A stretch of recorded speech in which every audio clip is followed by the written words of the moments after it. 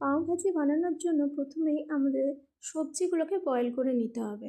শীতকালীন সমস্ত সবজি তোমরা এটাতে দিতে পারো। সবজিগুলোকে নুন হলুদ দিয়ে ভালো করে সিটি মেরে দিতে হবে। মোটামুটি 7 থেকে 8টা সিটি মারতে হবে যাতে ভালো করে সবজিগুলো সেদ্ধ হয়।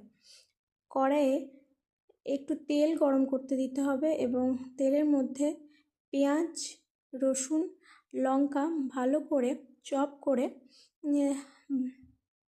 দিয়ে দিতে হবে এবং মশলাটাকে ভালো করে ভাজতে হবে যতদূর অবধি কাঁচা গন্ধটা না যায়।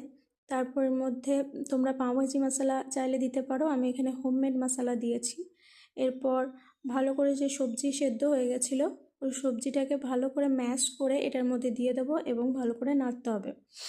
নাড়া হয়ে গেলে আমি কিছু এর মধ্যে সস অ্যাড করব, যেমন সয়া সস, টমেটো সস, এগুলো মোটামুটি সবার বাড়িতেই থাকে।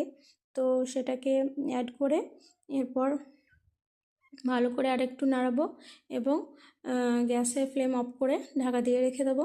মোটামুটি পাওভাজির মশলা আমাদের রেডি। এরপর তাওয়াতে একটু ঘি গরম করব, তোমরা চাইলে বাটারও দিতে পারো। এরপর পাউরুটিগুলো ভালো করে সেঁকে নেব। ব্যাস, আমাদের পাওভাজি রেডি।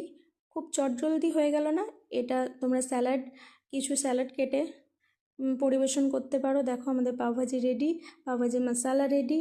এরপর সার্ভ করা পালা। আমি নিজেরটা নিজেই নিয়েছি। তো দেখো এই হচ্ছে পাওভাজি মশলার তরকারিটা। এরপর একটু পাও দিয়ে এর মধ্যে লেবু আর একটু চাট মশলা অ্যাড করতে পারো এবং এনজয় করতে পারো। এটা রাতের ডিনার হোক বা সকালের জলখাবারে হোক বানিয়ে